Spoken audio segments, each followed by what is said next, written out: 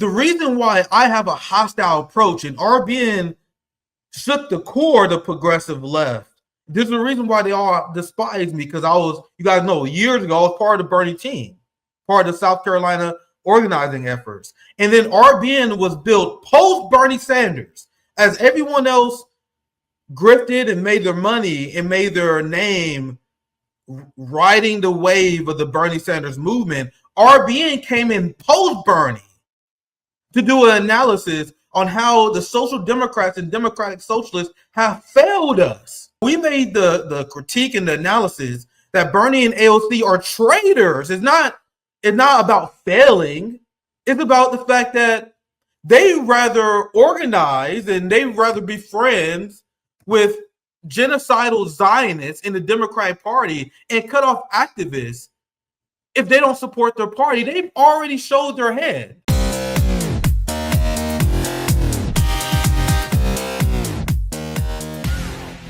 Something that makes liberal Zionists uncomfortable. This is what makes the Bernie Sanders left uncomfortable. People like Chris Smalls, who calls out the genocide of the Israeli state.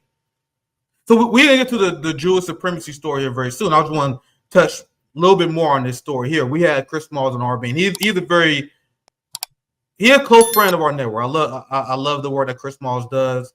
The fact that he went on the flotilla and then was brutally arrested and then tortured by the Israeli government, I think is extremely damning for anyone who called himself a progressive who wouldn't say anything about Chris Smalls.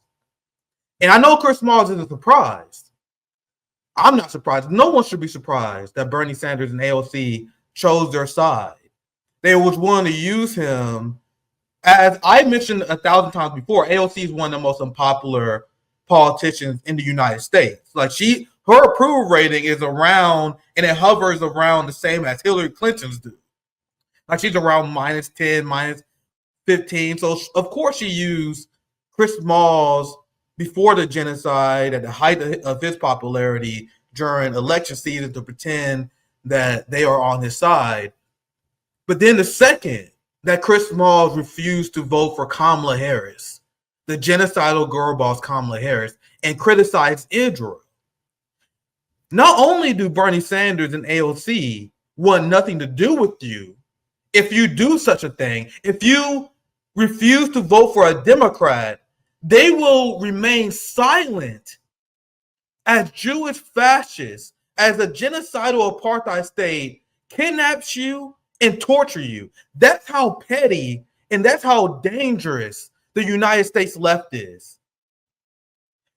He didn't vote for Kamala Harris, which means he can go fuck himself as far as Bernie Sanders is concerned.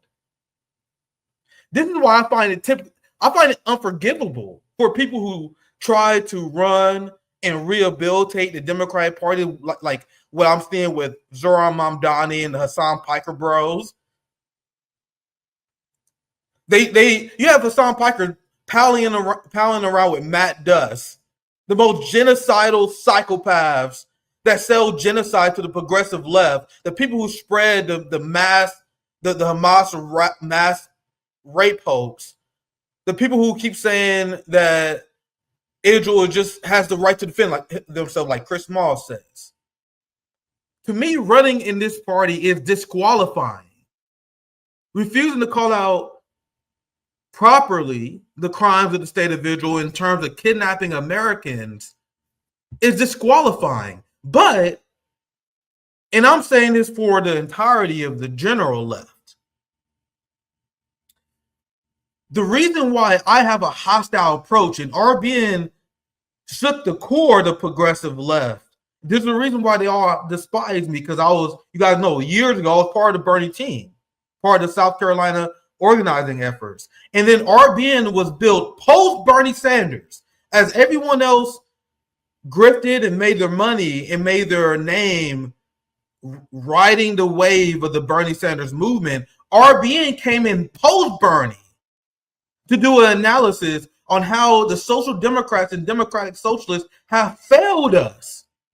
The previous notion was that these people tried their hardest and there's nothing they can do, so they have to choose a lesser two evil. No, we made the critique and the analysis that Bernie and AOC are traitors. It's not about failing.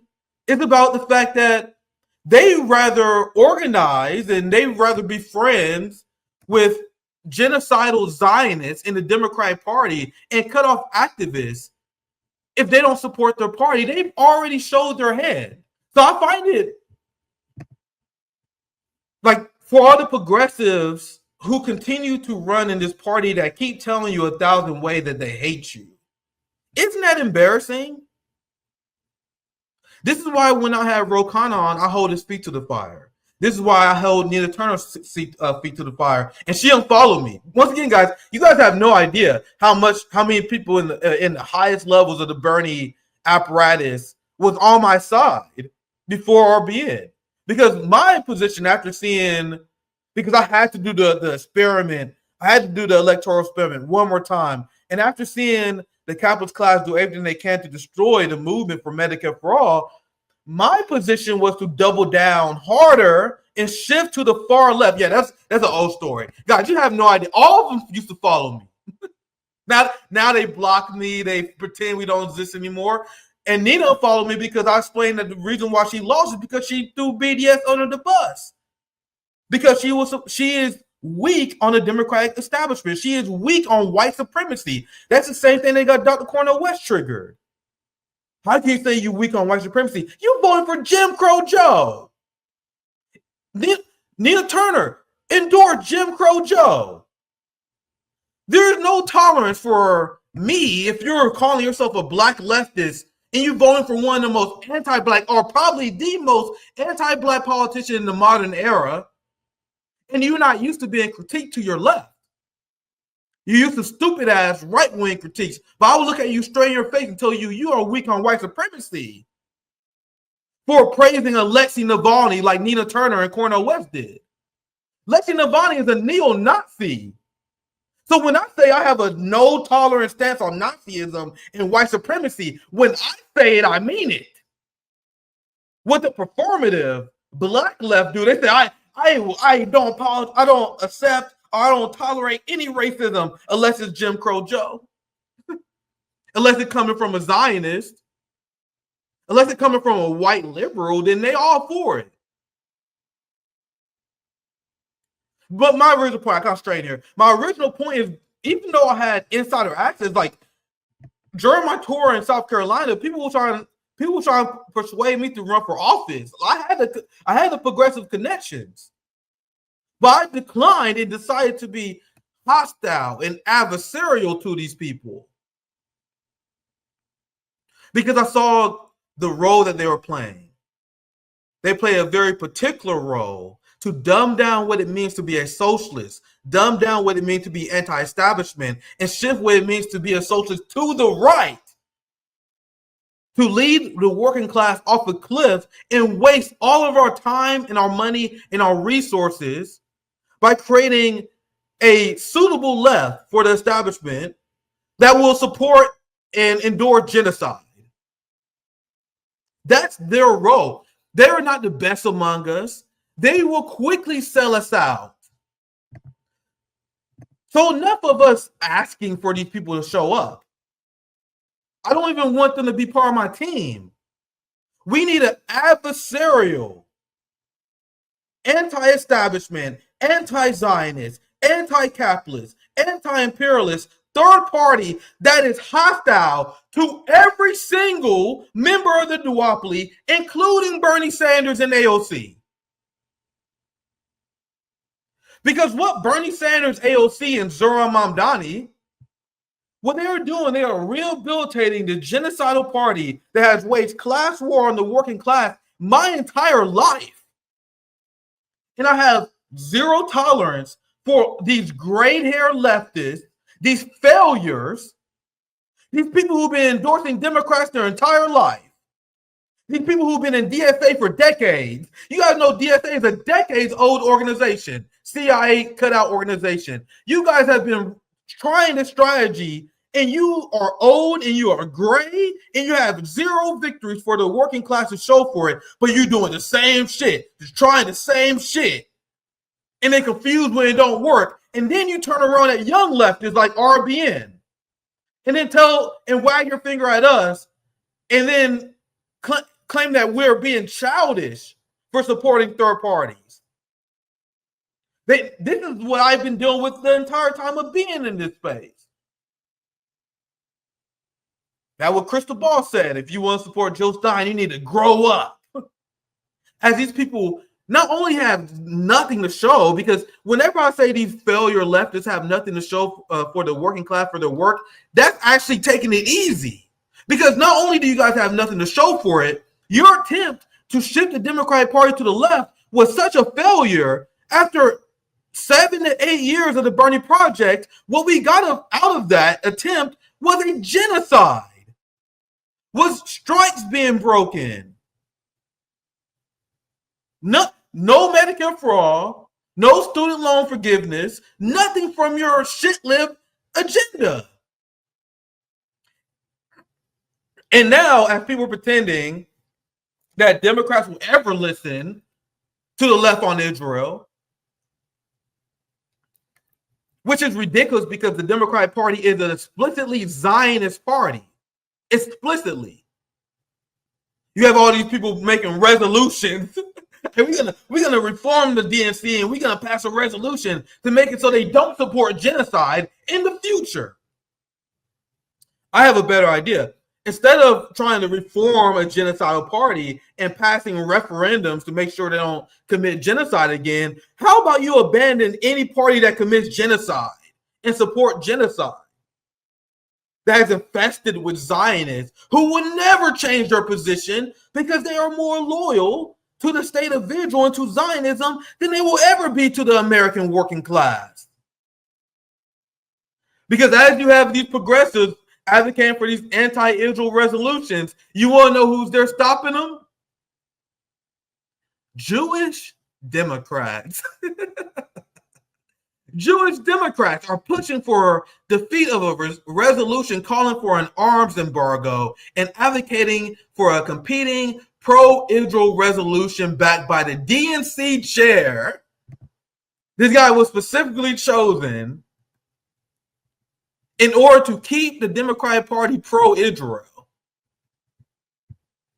So even now, as you guys continue this delusional project, thinking that the election of Zohran would change your party, you have the leadership at the highest level still being ran by Jewish supremacists and Christian Zionists who refuse to support an arms embargo, which is supported by 70% of the Democratic Party. Actually, the number may be higher. I think 70% is the general population. I don't know. I got to fact check my numbers. But the point is, the vast majority of your own party supports this, and you still refuse to support it. And people think that they are making any sort of effort to shift this party to the left. How many times do the Democratic Party have to tell you, fuck you, before you have dignity and you move on?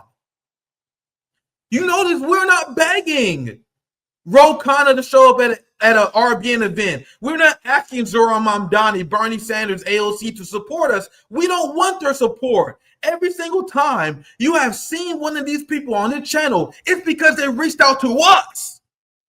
And they try to win us over.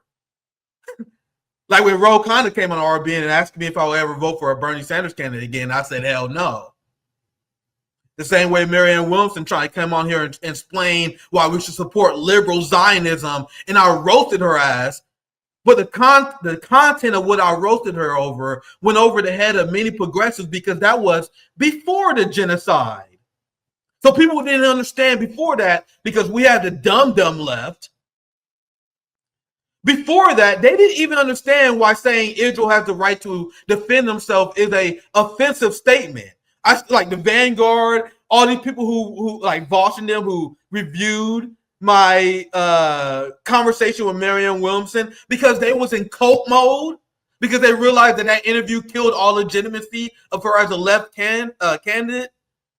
They thought I was being unreasonable because that was before the genocide. When I said, Marianne Williamson, you are out of your goddamn mind if you believe you're a left candidate and you support Israel's right to defend itself. And you still advocating for a two-state solution. And I wasn't any Johnny-come-latelys, my friend. I've been advocating for this, and I've been talking about this for a very, very, very long time.